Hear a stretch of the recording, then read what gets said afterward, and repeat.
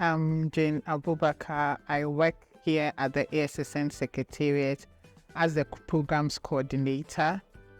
My work basically involves day-to-day administration of the Secretariat as well as management of all projects and overseeing operations in project countries.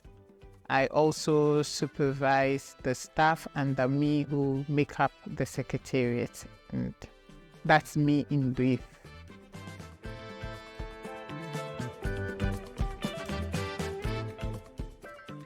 An absolute transformation to see us catching up with the rest of the world. I see that Africa is lagging behind, and I've realized it's more of an issue of mentality. We need to change our mentality.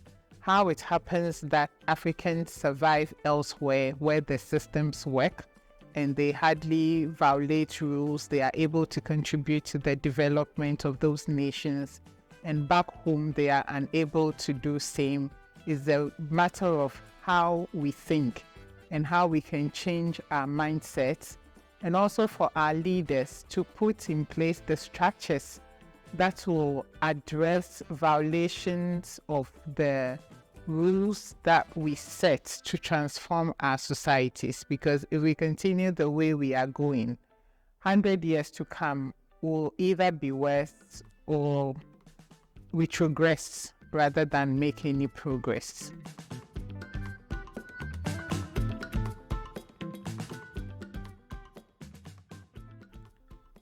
The first time I heard of ASSN was when they placed an advert on the internet as well as in the Ghanaian paper looking for staff to set up the Secretariat. That was way back in 2010. At the time, amongst the positions was that of a donor liaison officer, and that is what I felt met my credentials very well. So I applied for that position.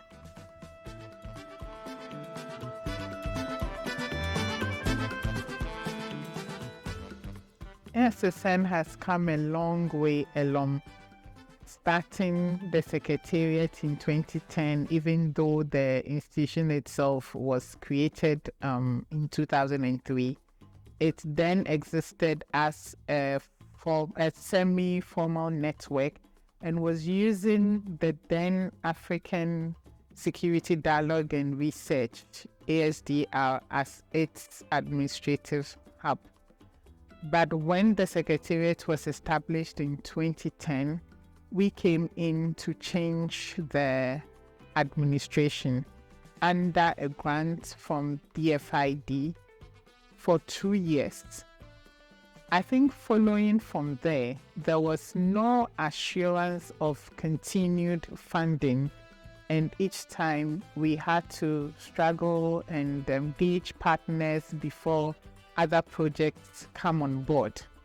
And as far as 2017, funding became so much of a challenge, we even considered closing down the Secretariat.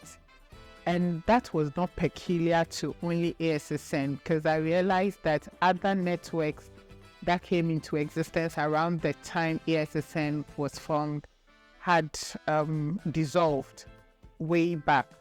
But ASSN managed to sustain itself and is still running till today. I think that is a big achievement, to have sustained the Secretariat and its work across the continent until this time.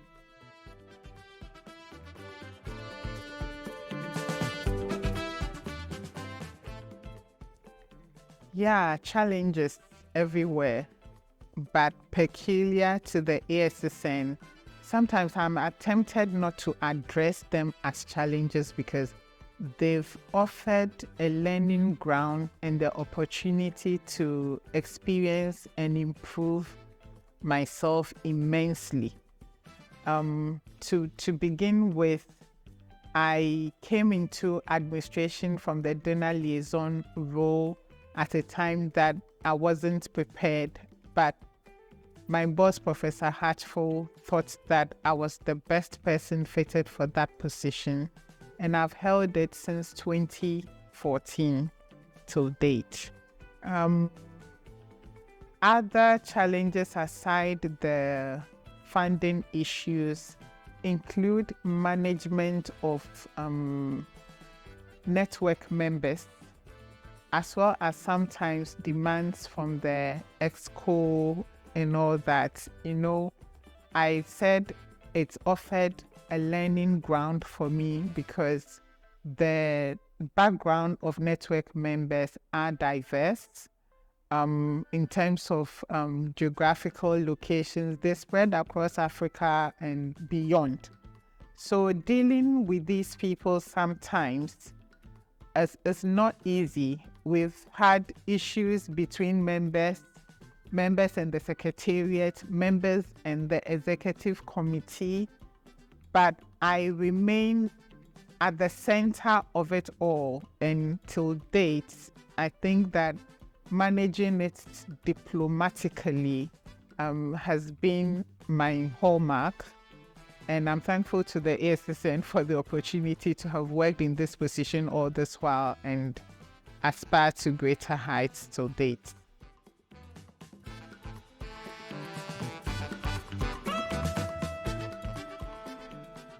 I think the members of the Executive Committee are excellent in the way they relate to us. But if I'm to choose a particular person, I would point at Professor Abubakar, the Executive Secretary. I don't have enough words to describe him, but simply put, he's been a great mentor. Working under him has taught me a lot, particularly the fact that he gives room for one to grow. So he's carrying out supervision, all right, but he puts you there to work on your own, use your mind, use your abilities to the best level possible. So I can recall that in the beginning, I would go to him with challenges, and then he would throw it back to me.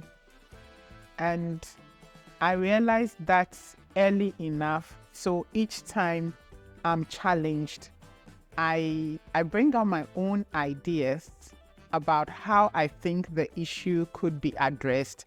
Before I go to him with the challenge, I present what I think or how I think it can be handled and seek his advice. And that has worked for me very well. Aside that, I see how much he uses diplomacy and tact to deal with both partners, donors, the Executive Committee members, the members themselves. He is indeed a true diplomat, and learning from him has been helpful to me as well. And I keep transferring that to others who come my way. And especially when people have issues, I have referred to some of the instances I have observed Prof settle amicably with ease. And it's worked for them as well. So for me, he is just an outstanding figure and a good mentor, a great one.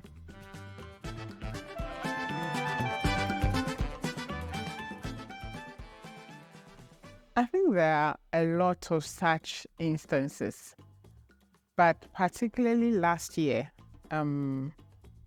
the project to engage 6 African countries in security sector reform and governance training workshops as a way of disseminating the ECOWAS SSRG strategy is of particular importance here. The choice of countries was great. It had a mix or a balance of both Francophone, Anglophone, and Lusophone countries. There were some that had maritime issues and all that, but of particular interest is the fact that in these countries that have different political context and backgrounds, it's not easy for one to just move in there to talk about SSRG issues. And we needed people of high level integrity, high level people who have experience in SSRG on the continent and in West Africa in particular. And Prof's role in connecting and negotiating all these, which led to the successful implementation of these training workshops in the 6 countries, is remarkable.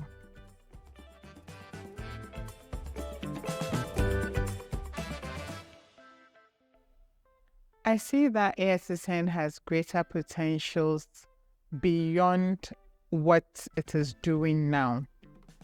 Our membership base, for instance, can be broadened, but sometimes maybe as a result of the lack of staffing capacity, we are not able to extend our outreach as best as we can. There are opportunities out there to engage more of the youth who are into security work, but we are not able to reach out to them until they hear or others inform them about the existence of the ASSN. But then if we could reach out more, targeting different countries, different educational institutions and workplaces and organizations, and maybe sharing some information on the ASSN and its vision. More of Africans within Africa and in the diaspora will come on board, and collaboratively we can work for a more positive change, particularly into the regions of Africa that we have not yet ventured into, like the North African countries.